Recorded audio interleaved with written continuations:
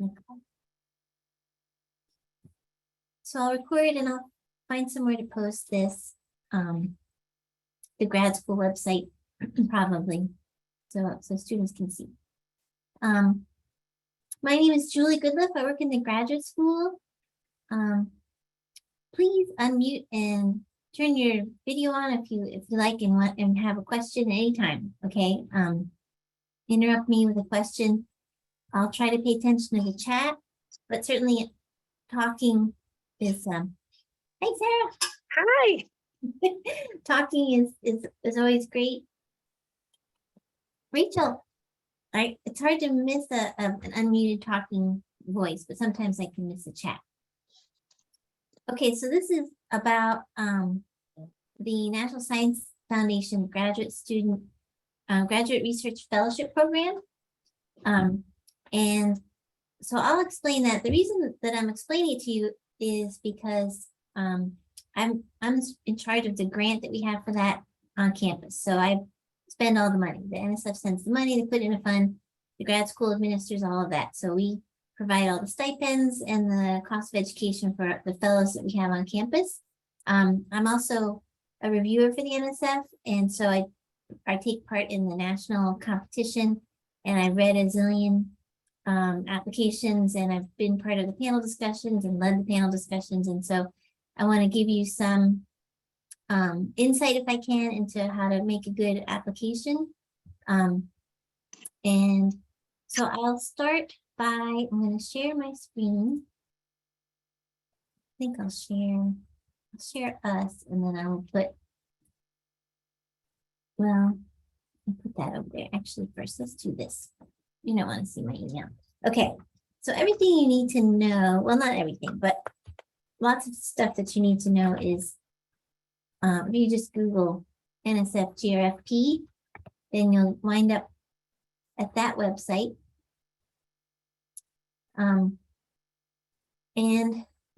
So I have a little PowerPoint slideshow that I downloaded from here. But a cool thing for you to do is check your eligibility in their little Am I Eligible quiz. It's a questionnaire, and it will ask you specific questions and spit out an answer about whether you are eligible to apply or not.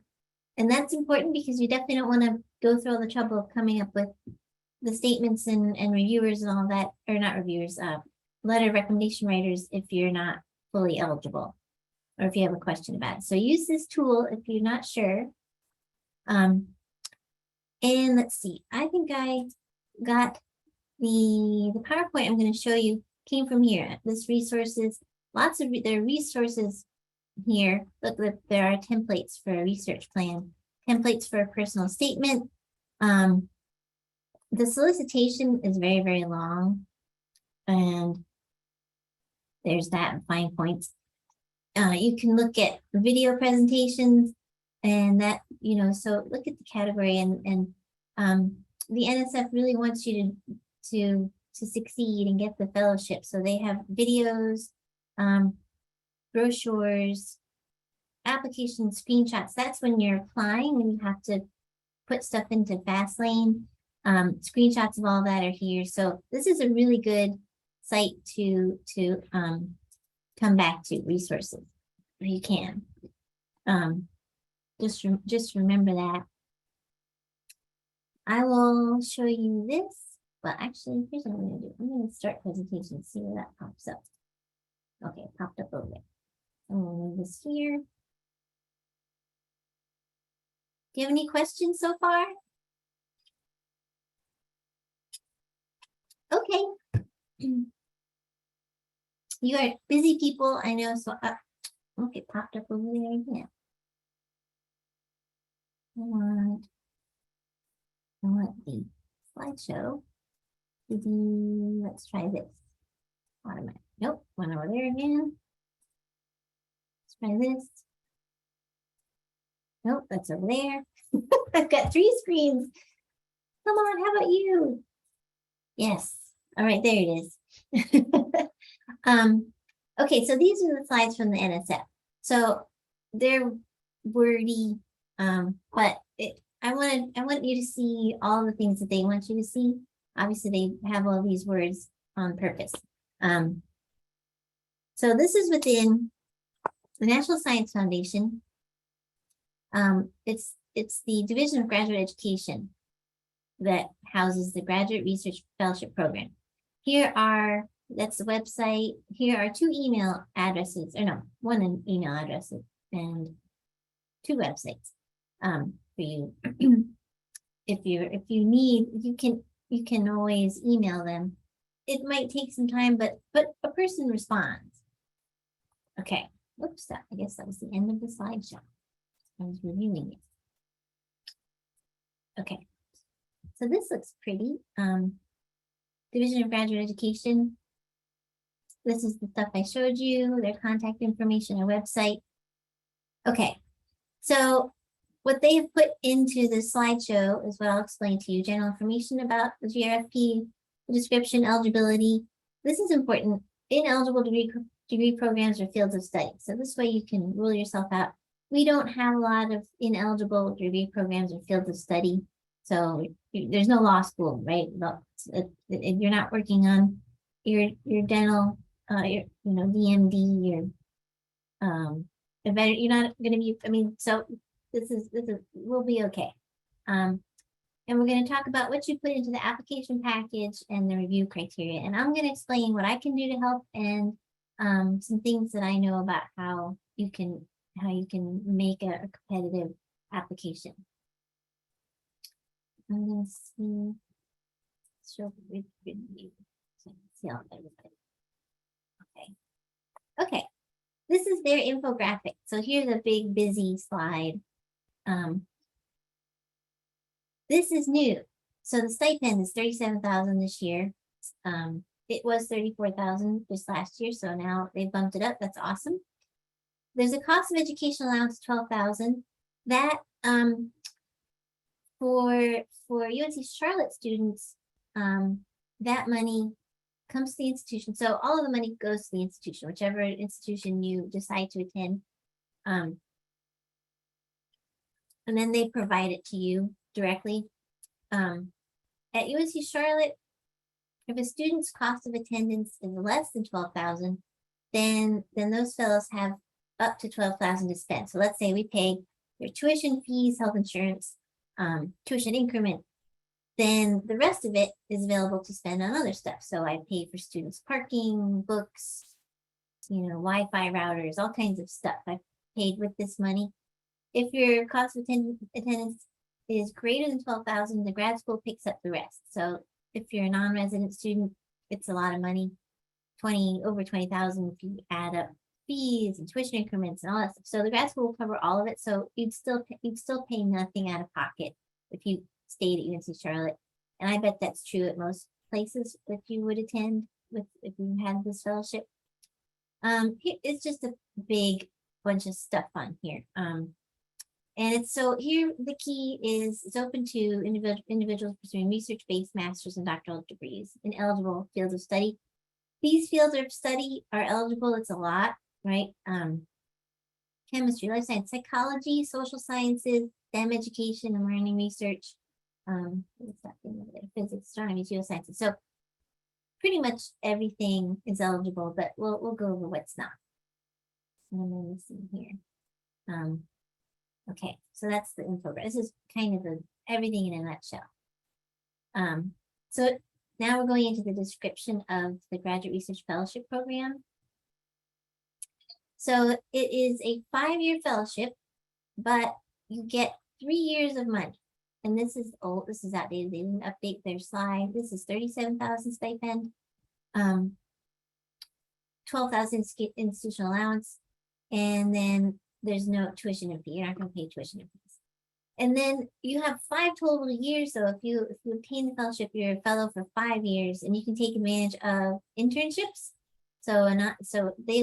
There are federal agencies, obviously a zillion federal agencies where you can be an intern, and those are paid internships. Some funding for individuals with disability support, also family leave, career life balance initiative. So you could take a family leave and have your fellowship still. um, which is cool. Okay, this is these are the benefits. Now, the fellowship is awarded to an individual. And so what I do when the NSF sends me money is I give it directly to that student. That student can say, I'm going somewhere else. And it's not unusual actually for students to go to places like Yale once they get this thing. So that happens and they take the money with them. It leaves my account and it goes into some other account somewhere. You can take it with you. And it's totally flexible. The money goes to you. It's up to you what you do, who your advisor is, what graduate program you're in. There's no service requirement after completion.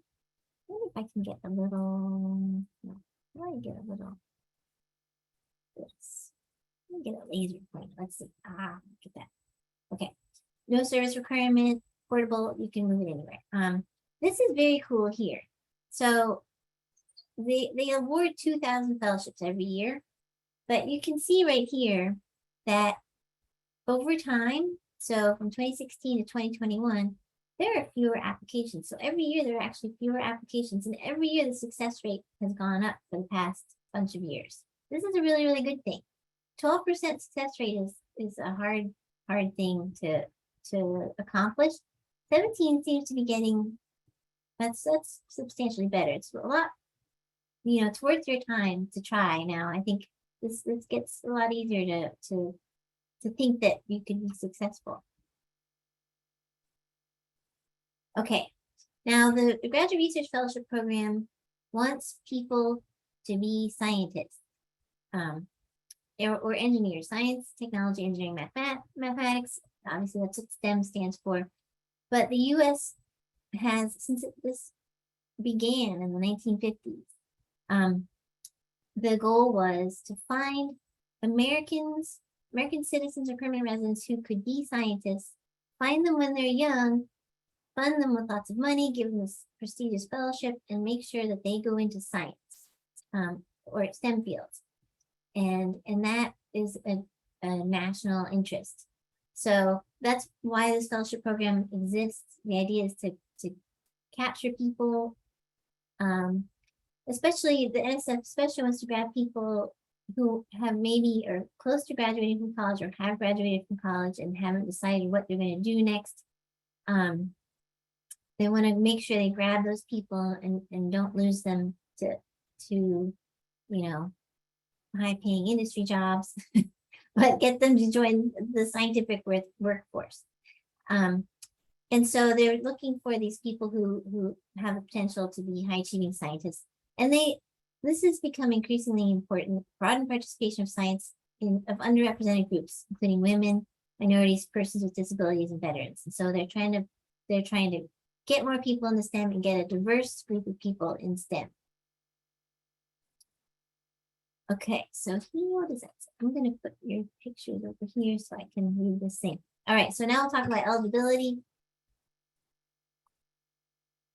And wait, I've got 2 chats. Okay. Cool, coffee. Coffee is important. This is coffee time. Okay, so the NSF eligibility, GFP eligibility. This is a solicitation 22-614. If you want to, you just Google this thing and you'll get a big, huge, long thing that explains eligibility. It is for U.S. citizens, nationals, and permanent residents, early career undergrad and grad students pursuing research-based master's or doctoral degrees in STEM or STEM education, full-time enrollment in graduate degree program and accredited nonprofit U.S. institution of higher education, and no foreign institutions. So you do have to enroll full-time, and this stuff about the institutions. There's several different levels, and this is important because levels are reviewed differently. Oh, Sarah, you raised a hand. Yes, I just have a quick question. So I'm 37, but I'm working on my first bachelor's. So would that still qualify me to apply, or do they rather give it towards people in their earlier 20s? Well, they say early career. So if you haven't been a scientist before, then I Mhm. think you're still early career. Okay, great. Yeah, I think that you would actually provide you know, a diversity to a STEM workforce, you know, as a non-traditional student, right? Yeah, So awesome. That's encouraging. Thank you. you're welcome. Um, so however old you are, there are these levels, and that just depends on your education level. So, and the levels are reviewed separately. So level one is, you know, the NSF tells reviewers, okay, here are your level ones, review them all together. Compare them to each other. Don't compare them to level twos and threes and fours. Because level ones are students with more limited research experience. They're either undergrad seniors or just finished your bachelor's degree, or maybe finished it a long time ago, but haven't begun any graduate study. So that's level one. And these students can apply um, twice. So if you apply as a senior and you don't get it, you can apply again, either you know, once you graduated or as a first year grad student. So level two are the first year grad students, and so the first year grad students, that means you have just started grad school, right? So let's say you started this fall. It's you're in a first year and you just begun graduate school. The level twos are to be reviewed together also because that's more limited research experience than level three, who are the second year graduate students, which means you're just beginning your second year. And so you have a year behind you. It's not a lot, it's not a ton, but it's more than the level twos. So when you apply, you can have no more than one academic year completed in the first graduate program. Now, we don't have any actual joint bachelor's master's programs. I get this question a lot. We have a lot of early entry programs. Those are programs where you can count a little bit of your bachelor's hours toward the master's, right? It's not a joint program. You have to graduate with your bachelor's and then graduate with your master's. You don't graduate at the end of 2 degrees. So if you're early entry, it's all good. If you're early entry and you know this UNC Charlotte calls you early entry, then you've got 2 programs in Banner, but your primary is the bachelor's. And this university does not consider you a master's student until you've completed your bachelor's. So an early entry student falls into level 1. First year grad students, if you're first year right now, you're level 2. Second year right now, you're level 3. You can be level 4. If you went to grad school 5 years ago and maybe spent a year in grad school and left, then you're now you're level 4. So you can't have completed any graduate program. So that's the level 4. Okay.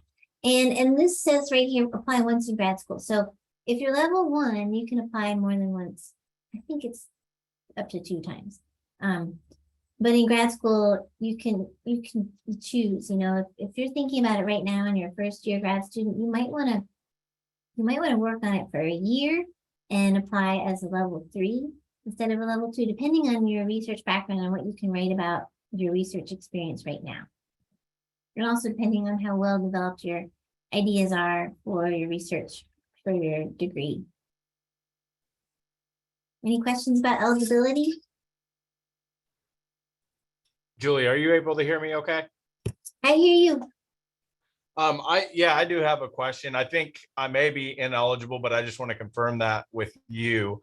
I earned a Master's of Education in Counseling in 2014. I have been working in the field since that point in time, but I'm a first year PhD student now. And based on your review of those levels, I think that I would not be eligible. Is that correct? Yeah, I think so. So it's not a doc that you have, but it's greater than 1 academic year in graduate program. I would go to this solicitation and I would control F, search for previous degrees and just verify that.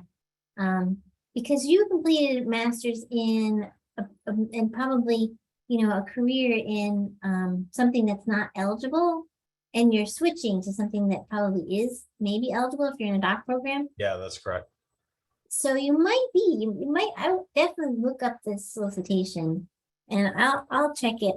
I can check that too. Let me turn it down here. Thank you. Let's see. Okay, so MED 2014. Okay, yeah, that's a good question. Okay, let's see. I guess I can't. Come on now. Next one. There we go.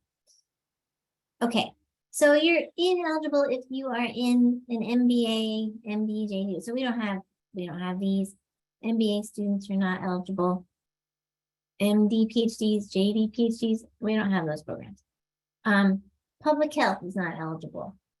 Social work is not eligible. Counseling, and education, only STEM education. So, I mean, you could spin that if you're in an education program. You're going to be a math teacher. That is something. And if you're in history, it has to be history of science. I don't know how much of that we have at the university. Ineligible fields of study. Now this is some of these things are obvious. So if you're going to do, health policy, health services, research directly leading to clinical trials, anything that is going to cure a human being, your research is only about curing a human being somehow or other, it's not eligible. That is for the National Institute of Health. There are F31 grants or fellowships, pre-doc fellowships that are much easier to get. They're not as big or prestigious, but there are zillions of them that you should check out for sure if you do any of this stuff. I'm thinking about agricultural production. I don't think we do that. Impacts on food supply. I don't think we do much of that. All of this stuff, health-related goals. There are lots of biology and bioinformatics students who have gotten this GRFP, and that's my category as a reviewer. It's very easy to spin research in biology to just basic science. The biology is a STEM discipline. And so if you're working on the mechanism of some biological process that in certain human beings, goes awry and causes a disease, fine. You don't have to mention that stuff. Just don't mention that, when it goes awry, it causes disease. Or, you're working on some bacterium that causes a terrible disease. But it's interesting in and of itself. If you do science to learn about that. And you can apply it to human disease, but you don't have to, don't talk about that. So if you're going to talk about biology, just take out the NIH language that says you're going to cure a disease. You're still doing science. So it's not hard actually just to talk about the science. And we can help you do that. Because look, well, yeah. Okay. So here's about the application. Can I ask a question about that? Oh yes, please. So my field is psychology, Okay. and particularly community health psychology. So I'm having like a little bit of a hard time divorcing like science from outcomes. Isn't the idea of good science like either knowledge generation, but also, in applied fields, it's to improve outcomes? Yeah. And the silly part is the broader impacts is one of the ways that you'll be scored. Broader impacts are broader impacts on society. And so improving community health, community psychology, psychological health, obviously it has a broader impact on society. So there is this line, the way that I think about it and the way that I've heard reviewers talk about it is that if you're doing science, then that is science that should be done. If you are taking a patient and sitting them down and talking to them and treating them yourself as a clinician, that's clinical. So if your science leads to, greater health of people, okay, that's fine. But so I think it's okay to be working on community health psychology. There's a lot of science to be done to understand everything, about everything, right? So it is hard to divorce yourself, but let's see, so the programs, like psychology is one of them. There's psychology. You just talk about sort of your scientific approach to learning something. What you're trying to learn will ultimately help the community, and that's okay. But don't talk about, okay, patient A will receive something, something, something, and then we'll measure the outcomes of that person. It's more of if it's community health psychology, you talk about the science that will help give you, discoveries that will ultimately help society, but it's science. Do you know what I mean? Yeah, I understand the general premise. I think with my project in mind, I probably would need to like workshop that further just because the Okay. way I have it in my head is Okay. not, yeah. But okay, that's a personal thing. Thank you. I can read through it and give you my thoughts, and I can send it to some other people too, who have experience with this, and we can, see if there's some wordsmithing that can make it more, sciencey.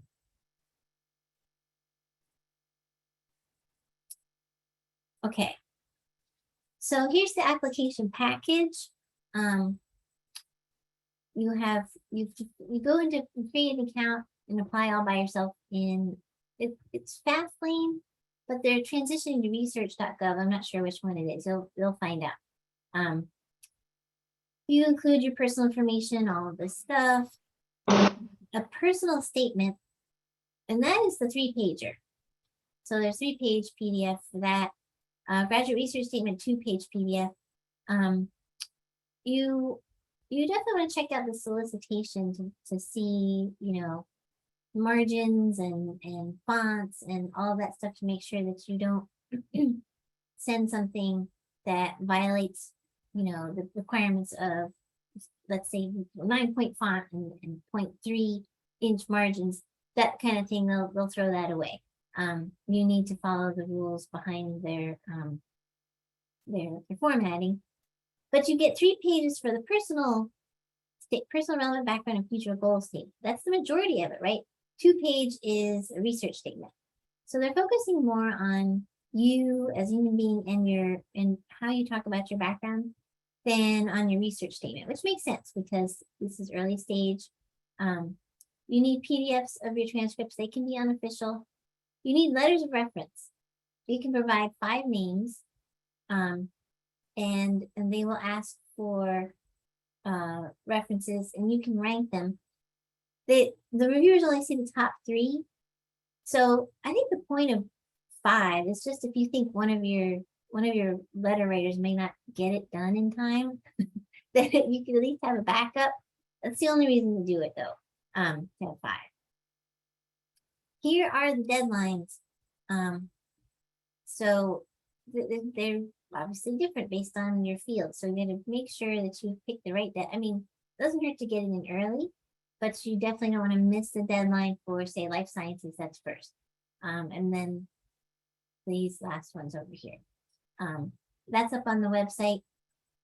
And 5 p.m. local applicant mailing address is I guess that would be 5 p.m. your time zone, Eastern Standard Time for us. Okay, so yeah, read the solicitation for detailed application instructions and requirements. It's important. They will reject your application if you have the wrong margin size. If you get anything wrong, they will reject it, and you definitely don't want that to happen. Okay, so here's how it works. You apply in late October. the reference letters are due after that. Level ones are supposed to apply to grad school. So if you're an undergrad or you're just completed your undergraduate, they want you to apply to graduate school, because you have to be enrolled in an institution of higher ed to get the fellowship. The offers go out in March or April. You accept early May, and then the fellowship year begins early September. You can actually begin in the summer. So we've had lots of students that begin in the summer. I find the money somewhere, support a student over the summer, and that's okay too. Okay, so we're going to talk about these statements. This is the stuff that takes a long time to prepare. And you can send them to me and I'll read them and edit. You definitely need to send them to your advisors and anybody who else will read them. So there are two statements, right? The personal relevant background and goals, that's a 3-pager. And then there's the research. So for this statement, you want to tell your story and potential for STEM research. Now I've read so many of them that start like, when I was a child, I loved nature, and that's all cool, and that's all cool. We want to make something memorable if you can. If you have something memorable, the reviewers like to believe that you have a real passion for science and that there's something inside of you, underpinning your desire to be a scientist. Any way that you can explain that is really good. And so that would be experiences that contribute to your motivation to becoming, a scientist. And it can be kind of cheesy, that's okay. The reviewers are used to it. But if the best thing you've ever done in your life is, go fishing and discover some weird mutant fish, and you're just dying to understand what's going on in that pond or whatever. That's awesome. That gives, the reviewer a reason to believe that you're serious and that you're going to have a lifelong journey in science. Career aspirations and future goals is good. It's a lot less important than this stuff. So probably the most important thing you can do in this personal statement, what the most successful applicants do is basically talk about a bunch of science in their personal statement. It doesn't seem like that's what the statement should be, but that's what it is, and that's what reviewers are expecting, and we'll see in the other applicants. Tons of applications come in from students who,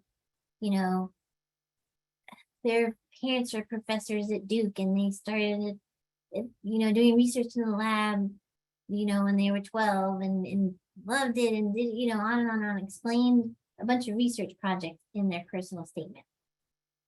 You may not have that, and that's fine. It's totally fine. What the reviewers are actually looking for is what you did with the opportunities that you did have. It's if you had no research opportunities, but yet you are doing what you can now to become a scientist, that's fine too. But this stuff is really important. If you've done any undergrad research or if you're working on projects now, explain the project and go into specific detail. Here's the project. Here's what you did, where you did it. What did you learn? So if it failed, so even if you did a project that turned out where, whatever idea you had was completely wrong, or you worked really hard to do something and it failed and you learned something, write about that stuff. And then write about your contribution. So this is the part where you say, okay, here's the project that I worked on and why I worked on it. Here's what I did. So these are what the reviewer is looking for. What did you do and why? How did you do it? What were the amazing results? Or any results, amazing results, terrible results, whatever the results were, especially if there's some kind of conference presentation, a poster, undergrad research symposium, graduate research symposium, any result of that. And then how did it lead you to the next project or your desire for your current project, all that stuff. So you want to include a lot of research experience here, whatever you can. Let me check the chat. Okay. So Yeah, I mean, the telling your story part is probably the shortest part unless you have an amazing story. And then this research part is probably the most important thing. And then definitely, have a whole section about future goals. This is what I want to do in the future. You can include broader impacts. You should explain broader impacts here for sure. Say, my future goals include expanding, the sort of societal understanding of science. And here are my ideas, and here are the ways I've been doing that, and here's what I want to do in the future. All that stuff goes in here. I can help you. I have examples of these statements that have been successful, so you can see what I'm talking about. Okay, so for the research statement, it's a 2-pager, so that's short. Especially if you're level 3, right? You've got graduate level experience and you're working on a project. This is where you get really sciencey, and you can do that in the personal statement too. When you're talking about science, talk about science, like be sciencey about it. Don't be afraid. These are experts in the field. Your reviewers will be chosen based on field, and they are experts in their field. And so looking for scientific language, communicate your idea and approach in scientific language, explain the plan and the methods, and what do you expect? So this is really important. How will you know if the project is successful? So something like, here's my hypothesis. And if the hypothesis is correct, here's what I would expect the result to be. Here's how I'm going to analyze the data to determine whether the hypothesis is correct or not. So that stuff's really important. And then what do you do next? What would you do next? So just do a good job writing a scientific proposal. Like you would. I mean, it's tough to talk about work that you're going to do, right? Because you don't have the results yet. But think it all the way through. Say if your project is, I'm going to sample all the organisms in that pond. I'm going to sequence all the DNA that we get out of it. Okay, just think it all the way through. How are you going to process the data? How are you going to learn something from that experiment? Reviewers want to know how well you think about science, and we'll decide whether we think that's a successful approach or not. And that's your intellectual merit, but I'll get to that in a little bit. This says avoid jargon. Everybody has jargon in there, and you want to explain your jargon. You can't talk about science without using jargon, right? It's the reviewers don't actually understand that. But you can define it and explain it. If you have some molecule you're working on, there's a name for that molecule, and you have to use that name, and techniques. You have to use names of techniques. And so you're communicating for non-specialists, but your reviewers are chosen, they got your proposal on purpose because that's their specialty, most likely. So it's not like you're writing a newspaper article, right? You definitely are still talking about science. And make your contributions clear. So if you're working it's good to explain where you're doing this work and the expertise of the people you're working with, Dr. So-and-so's lab at the blah, blah, blah, blah, this center. And there's, if you explain those details and you're explaining good training opportunity, definitely make it clear you have good training wherever you're going or here. But then you also want to make sure that your contributions are obvious, that here's what you're going to do. Okay. And in this research statement, you have 2 sections. One is intellectual merit and one is broader impact. So you have to have those 2 sections in addition to whatever other sections you want. You have to have those 2 sections. I'll explain that, the review criteria in a minute. Reference letters. I don't know why that's here, but yeah, I mean, the reference letters, I mentioned that, 5 names, 3 strongly recommended, 2 are mandatory. List and rank the 5 letter raters, top 3 you'll see my reviewers. You need your transcripts for all degree programs, but official or unofficial are accepted. So you can go to Banner, print to PDF, and that thing is done. Okay, so the review criteria that we're going to talk about, this is NSF's review criteria. The 2 things that every NSF grant or fellowship or anything are scored on are intellectual merit and broader impacts. So intellectual merit is how important the proposed activities is to advancing knowledge within its own field or across different fields.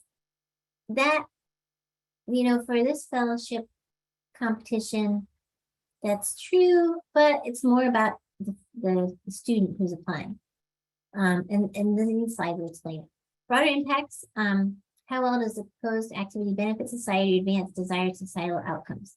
This is the part where it gets dicey about the eligible or ineligible projects, right? That if we're trying to benefit society is human, inherently human. We're not trying to benefit the society of prairie dogs, or it is about human beings and human welfare. So it's okay to have research related to human welfare. In fact, if you're doing very technical, like, artificial intelligence, or, trying to find the Twitter bots and change, the like social media, that stuff can be very, very technical and has huge societal benefits. So that's all okay. And so this slide is here. I think the NSF probably puts this in all of their presentations. This is for all NSF things, but specifically for the Graduate Research Fellowship Program, intellectual merit and broader impacts apply to all of this stuff.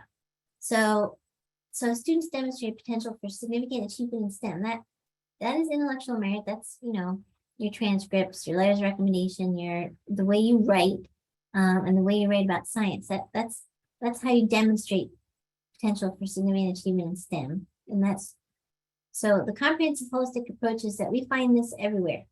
And a balanced consideration. So it matters to the NSF that benefits to society are going to include things like educational research records. Sure, are you like stellar at what you do? But leadership, outreach, service activities, plans for the future, experience and other attributes. If you're going to bring STEM to others who need exposure to STEM, that's really, really good too.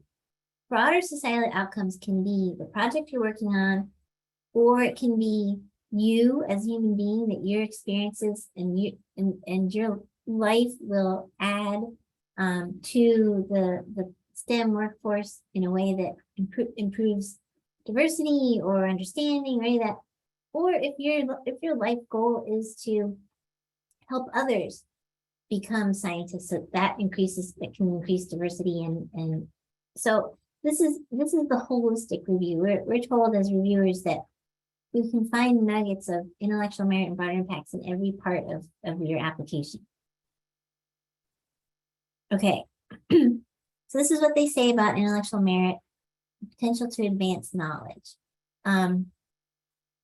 So you'll have your intellectual ability that's on paper, the plan and conduct research part, that's really in your statements. That's the part where you say, okay, here's what I was doing and why.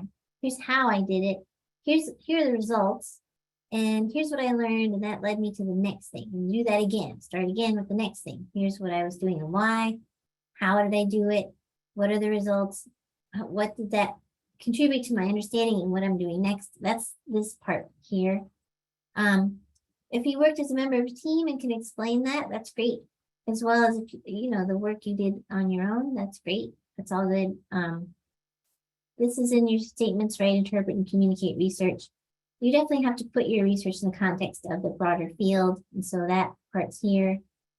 take initiative, solve problems, persist. So if there are times when you have tried really hard to do something and failed, but you learned something and you persisted, write about that. That's a good thing. And so we're looking for the potential for your approach to advance knowledge, of course. You know, the national, the NIH, National Institutes of Health, their big thing is like, what are you doing and should you do it? You know, like, should you do it? If it's been done before, the NIH isn't going to pay for it, and the NSF probably too. You know, obviously, if you're in a doctoral program or a master's, if you're in education to do something that hasn't been done before, we're looking for discovery, and that's going to advance knowledge. So yeah, intellectual merit is found in all parts of the application, everywhere. Personal statement, research plan, letters, experiences, awards, achievements, and transcripts. Broader impacts. So we're looking at the individual and or the research to benefit society. And you need to be able to explain why, what you're doing, or who you are as a potential scientist, why that's important. So, you know, that's kind of why everybody goes into science, right? You don't want to, I mean, sure, science is fun and it's awesome to make new discoveries, but new discoveries that can help society are obviously more rewarding than new discoveries that, well, for us, you know, in academia, new discoveries that make, you know, someone really, really rich. Okay, that's great too, but that's not, I mean, we're not here for that, right? We're here for scientific discovery that might make somebody rich, but we really want societal benefits. Anything you can talk about that will increase participation of underrepresented groups, women, persons with disabilities, veterans. Anything you can talk about with that, if that's you yourself personally, or if you are not underrepresented, any way that you can talk about outreach or support or mentoring that can lead to increasing participation of underrepresented minorities is great. So that's this stuff: outreach, mentoring, improving STEM education in schools. There have been some applicants who have none of this, and plan way in advance and start clubs and do different things to increase their broader impacts. And that's cool. That's cool. That's okay. That actually makes a difference. Increasing public scientific literacy and public engagement with STEM, that's something that we all love. There's a serious problem with this. Scientific literacy, public scientific literacy, clubs, radio, TV, blogs. If you're a YouTuber and you have your channel that kids like to watch and learn about engineering, that's an awesome thing. And increasing collaboration. Okay, that's good. So broader impacts are everywhere, in all parts of your application, personal statement, research plan, letters, experience, awards, achievements. Don't forget, if you have anything that makes you an underrepresented group in STEM, mention it. If you're a first generation college student, first generation grad student, if you're, you know, you were raised by a single mother and you moved all over the place and you had insecurities, anything that makes you different from a privileged white male, you write about it. Okay. Nothing wrong with privileged white males. I'm a privileged white female, and I could write about all the ways that led me to the places I wound up in. But I have stories about ways that, like, my teeny voice hurt me, and I'm a short person with a Mickey Mouse voice. There are ways that, like, that life is a little bit more difficult, and maybe you have some insights and experiences that would help others, and that increases diversity. So make sure you write about that. If you have nothing to write about there, that's when you need to go for this other stuff: outreach, increasing public scientific literacy, public engagement, all this stuff. Focus on that. So that's how you get your broader impact.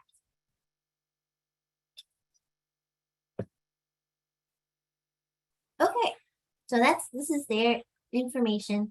I can tell you that the broader impacts are can make a huge difference. There are tons of very, very qualified applicants. And the thing that the NSF wants to do is capture people who would not wind up in STEM and give them 37,000 in stipend and pay for their education and make sure that they join STEM. So any way that you can, have good broader impacts it can make up for anything. It can also get you beyond somebody who has, went to Duke and had 4 publications as an undergrad, and now they're working in like the Nobel Prize winners lab at Stanford. It's really hard to beat those people, and they're in the pool because there's some places that require all their grad students to apply for this thing, like Berkeley. There are a gazillion applicants from Berkeley. They're all amazing, and what we as reviewers have to do is find the folks that might get lost.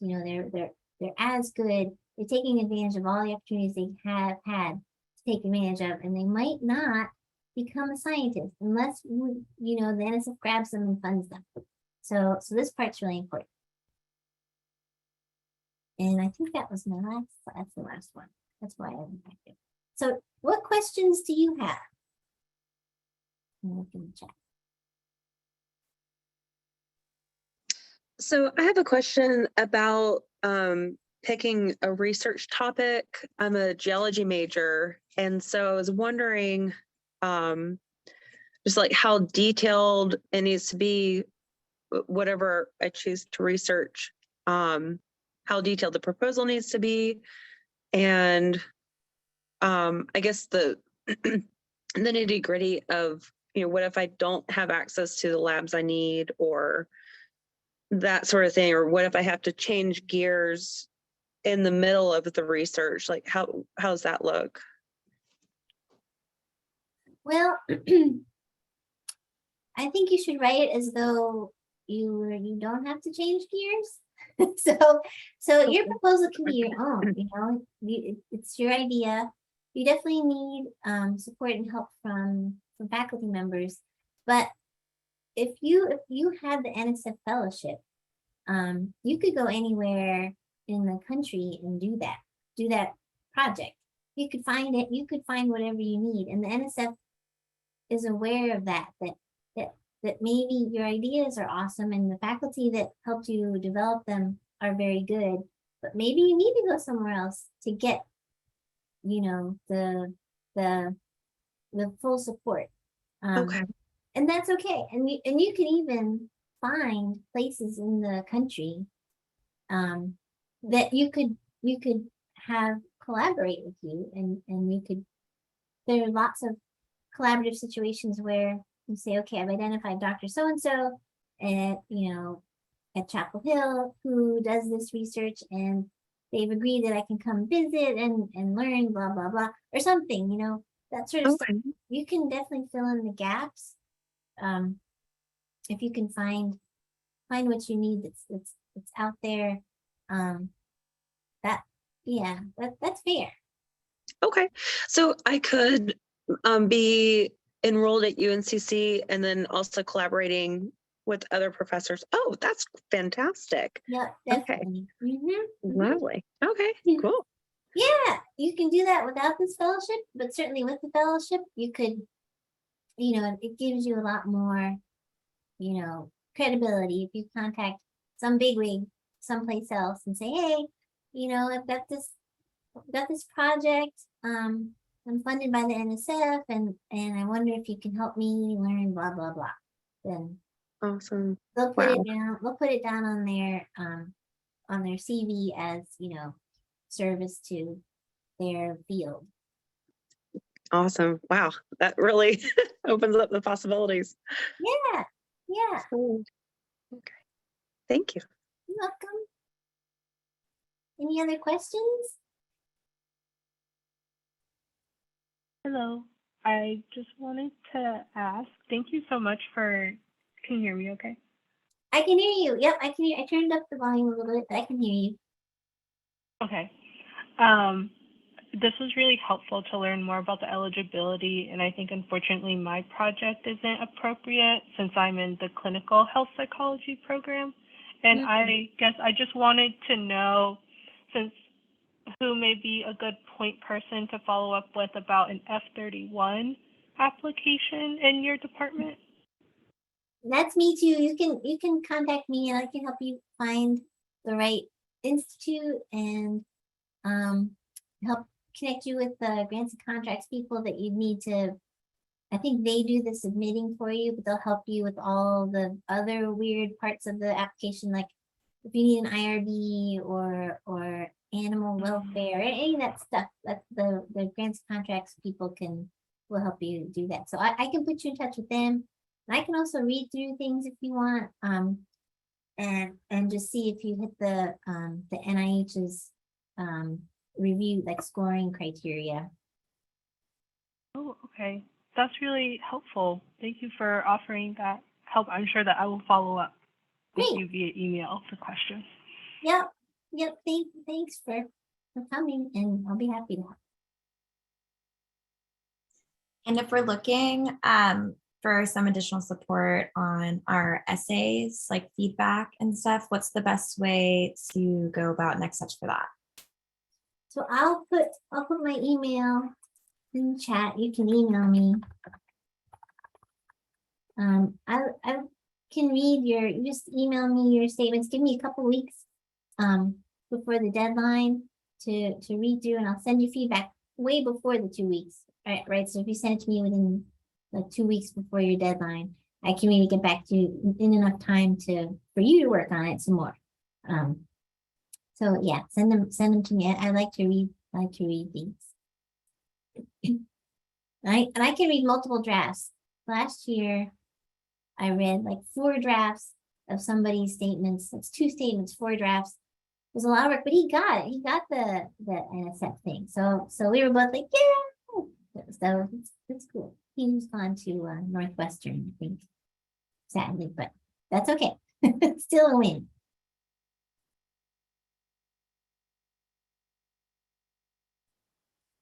Any more questions?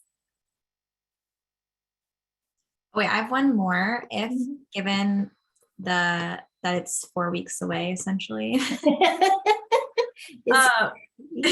can we, like, do you prefer reading side by side both essays, or if like we get one done, can we send that for feedback first? Yep. Send me Okay. one at a time. Actually, is better. I can not get distracted, through one. So All right, thank you. you're welcome. Okay, well, thank you all so much for coming, and you're welcome, and good luck with grad school and everything else. Bye. Thank you so much. You're Bye. welcome. Bye.